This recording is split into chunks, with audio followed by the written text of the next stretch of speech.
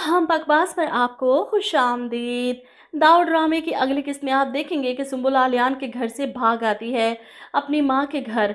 आसिम आलियान के इस रवैये की वजह पूछता है तो सुम्बुल बताती है कि कि वो बदला लेना चाहता है मुझसे। इस पर आसिम हैरान होता है, किस बात का बदला? वही अलमास बेगम के भी पसीने छूट गए। अगर सच पता चल गया तो वो अपने बच्चों से नज़रें कैसे मिलाएंगी? ऐसे में सुम्बुल जब बताती है कि उसका कहना है कि अम्मी ने उसकी बहन की शादी साथ से की थी। ये सुनकर आसिम हैरान होता है, साथ से? लेकिन वो तो। ऐसे में अलमास बेगम तो साफ मुकर जाती है, झूठ बोल रहा है वो। मैं नहीं जानती उसकी बहन को, गलत फहमी हुई है उसे। इस पर आसिम भी कहता है, वाकई मामा गलत फहमी हुई होगी आलियान को, आप ऐसा कभी नहीं कर सकती। अपने बेटे की बात सुनकर अलमास बेगम और भी ज़्यादा यकीन से कहती हैं, हाँ तो और क्या, मैं ऐसा कैसे कर सकती हूँ, मेरी अपनी भी तो बेटियां हैं ना। सुम्बुल भी यही बात करती है कि आलियान को मैं भी यही बात समझा रही हूँ कि मामा ऐसा नहीं कर सकती।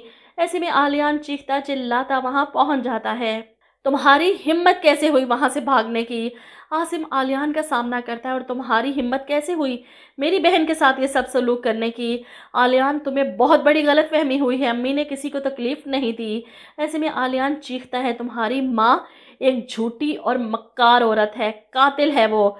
अलमास बेगम वहीं पर खड़ी नजरें चुरा रही हैं, क्योंकि इनके बिहाफ पर इनके बच्चे जो लड़ रहे हैं, हमारी माँ ऐसा कर ही नहीं सकती।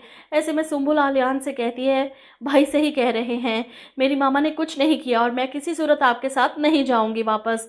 अलमास बेगम भी मुंह पर ही मुकर जाती हैं, मैं तुम्हारी बहन को जानती तक नहीं, मैं क्यों उसकी शादी किसी साथ से करवाऊंगी? तुम्हें गलत फहमी हुई है आलियान। ऐसे में आलियान इस औरत के बदलते रंग देखकर हैरान होकर कहता है, अच्छा तो तुम कह रही हो कि तुम निशा को नहीं जानती थी?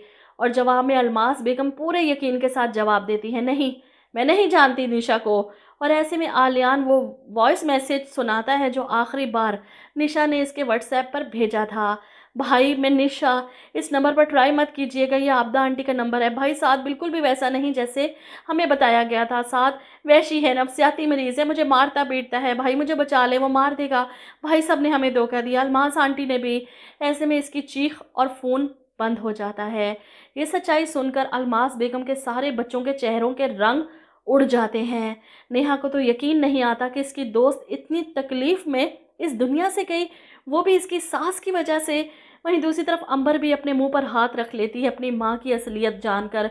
सुम्बुल को तो यकीन नहीं आता, वो पलटकर अपनी माँ को देखती है और आसिम यकीन बेयकीनी की कैफियत में जहाँ खड़ा था वहीं खड़ा रह जाता है। अब अलमास बेगम अपने बच्चों की चुभती हुई नज़रें देखकर अपनी नज़रें चुरा लेती हैं।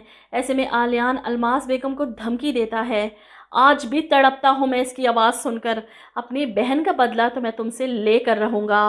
वो वहाँ से चला जाता है। वहीं अलमास बेगम परेशान है। आसिम और नेहा भी अपने कमरे में बंद हो चुके हैं। वो अंबर के पास आकर कहती हैं, नेहा भी परेशान है, आसिम भी कमरे में बंद हो चुका है, कहीं सुम्बुल वो तो मुझसे बात भी नहीं कर रही। जिस पर अंबर जवाब देती है, जो अब पहले जैसी रही नहीं, इतना बड़ा धोखा मिलने के बाद इसकी भी अकल ठिकाने आ चुकी है। अपनी माँ से कहती है कि दिल तो टूटा है भाभी का भी, भाई का भी, आपकी वजह से। अलमास बेगम अपनी बेटी को देखकर कहती है, अंबर तुम तो ऐसे मत कहो। वहीं आसिम कमरे में बैठा नेहा के साथ इसे साथ के बारे में सब तफसील से बता रहा है।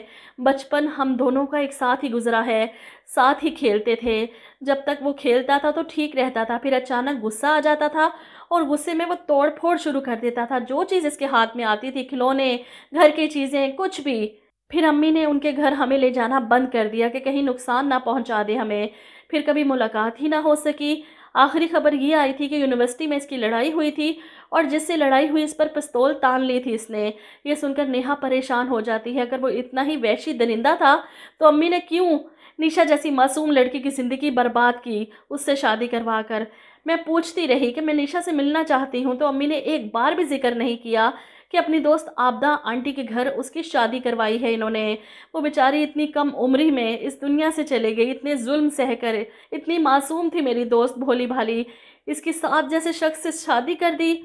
नेहा को ये दुख खाए जा रहा है। वहीं दूसरी तरफ सुम्बुल सुबह उठते ही खुद ही आलियान के घर पहुंच जाती है। सारी रात अपनी माँ के बारे में सोचती रही, इसकी माँ ने इतना जुल्म कर दिया। आलियान तो अपनी जगह बिल्कुल ठीक कर रहा है, इसका हक बनता है बदला लेने का। वो घर जाती है तो इसे देखकर आलियान इसे बाजू से दबोच लेता है। क्या लेने आई हो अब यहाँ? तुमने तो कहा था मैं दोबारा वापस नहीं आऊंगी। वो आलियान से कहती है, आलियान आपने जो करना है मेरे साथ कर सकते हैं। आपकी बहन की जान मेरी माँ की वजह से गई। मैं इस गिल्ट में वहाँ नहीं रह सकती थी, मैं इसीलिए वापस आ गई हूँ। और यहाँ पर अलमास बेगम को जब पता चलता है कि सुंबुल आलियान के घर चली गई, तो वो इसी लम्हे आलियान के घर की तरफ भागती हैं। सुंबुल, तुम यहाँ पर क्या कर रही हो? अपना घर छोड़कर इस वैश्य के पास वापस क्यों आ गई हो? सुंबुल इन्हें देखकर चिल्लाती है, आप क्यों आई हैं यहाँ पर? चली जाए यहाँ से। जिस पर अलमास बेगम परेशान होकर कहती है, नहीं, मैं नहीं जाऊंगी, तुम्हें यहाँ से लिए बगैर नहीं जाऊंगी, अपने साथ लेकर जाऊंगी, ये तुम्हें मार देगा। जवाब में सुंबुल कहती है, हाँ तो ठीक है, ले लेंगे मेरी जान, मैं हंसी खुशी अपनी जान देने को तैयार हूँ मामा। इसीलिए अलमास बेगम सुंबुल की बात सुनकर तड़प जाती हैं। बेटा ऐसा मत कहो, माँ हूँ मैं तुम्हारी। जवाब में सुंबुल कहती है, एक झूठी धोखेबाज औरत मेरी माँ नहीं हो सकती। वो वहीं पर बैठकर रोना शुरू कर देती है। चली जाएं आप यहाँ से, नहीं देखना चाहती मैं आपकी शक्ल भी।